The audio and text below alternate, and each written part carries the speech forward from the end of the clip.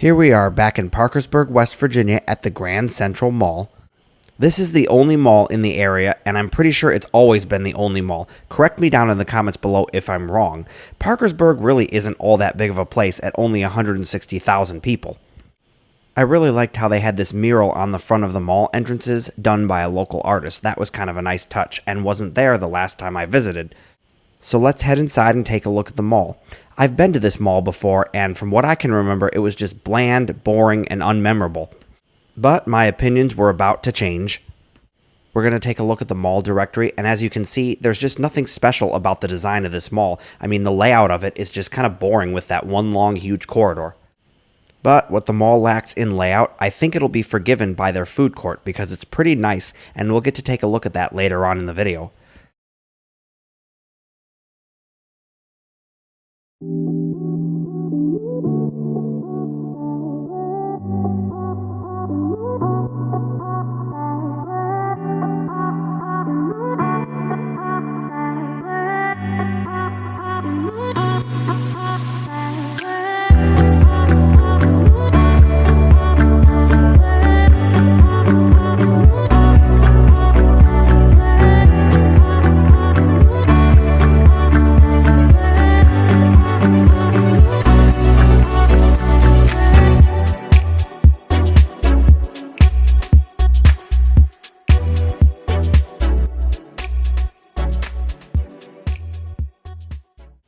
Here we are headed toward the food court, and it's not like one of those OMG food courts where you're like, wow, that's incredible, but it is nice to see that it still has quite a few places to eat at. It has the movie theater, among a few other things.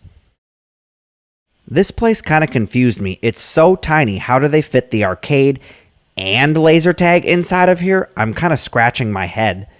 This brings us to the movie theater. This Regal was so cool. Just look at that neon on the outside, and oh boy, we're going to take a step inside and get an even better look at the neon inside. Now, I didn't take a whole lot of video inside because, movie theaters don't usually like you filming inside, but wow, oh wow, this is so old school and retro. I love it.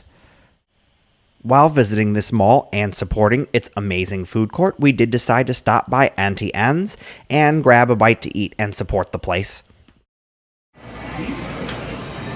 I shall document your pretzel experience.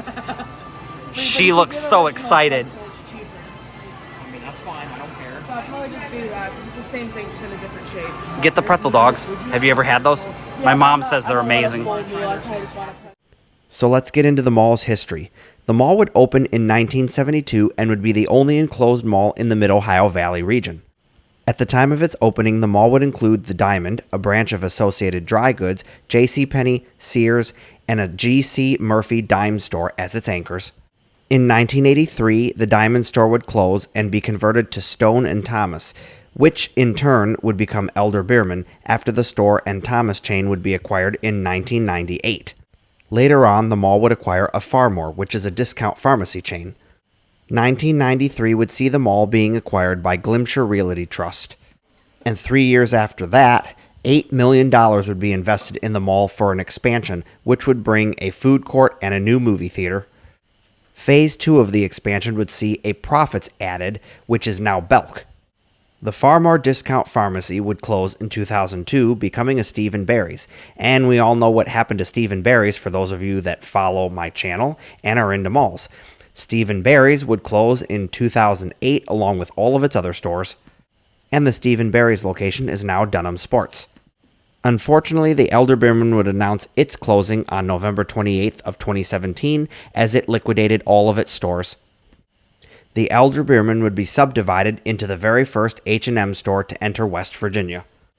I absolutely love it when malls would take what would otherwise be a bland and boring blank wall and dress it up. And not only just dress it up, but put photos of what the mall used to look like so you can kind of get, a glimpse into the past of the mall's history. What do you think about this? Do you enjoy it? Do you not enjoy it? Leave a comment down below and let me know.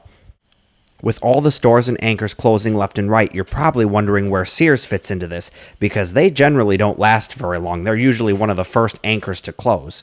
Well, here you go. Here's the Sears, because on September 18th of 2018, Sears would announce that it would be closing its store here at the mall.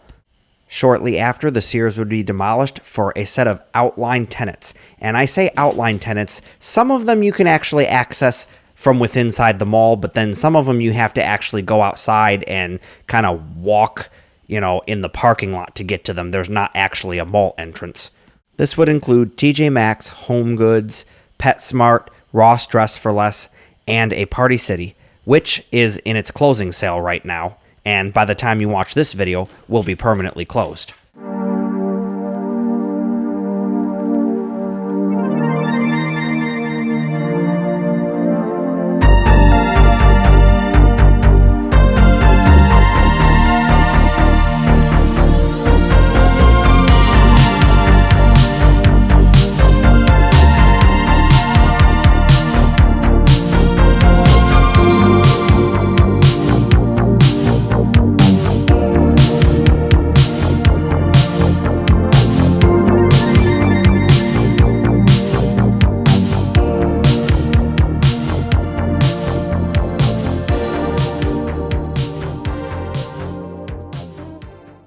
So here's that liquidating Party City that I talked about. It was in its final days, and unfortunately when I visited the mall, it was kind of late in the evening and some of the stores had begun to close for the day. So I wasn't able to go inside and actually film its liquidation, but we can get a peek inside, and it looks like it's lights out for the Party City here at the Grand Central Mall.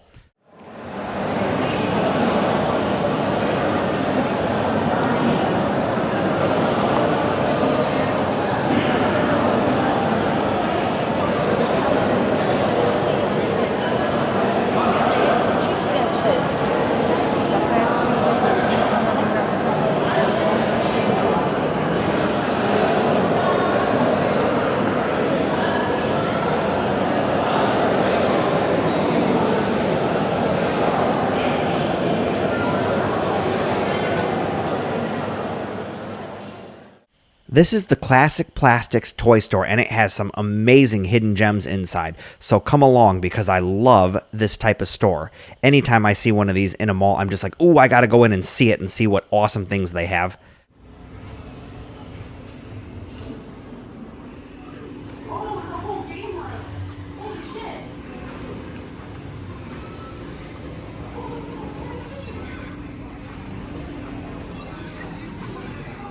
No. You're gonna freak out in here. Wait a minute, this is the coolest thing I've ever seen in a mall. Now, this is in here. This is funny. What the I hell? don't know why that's in there, but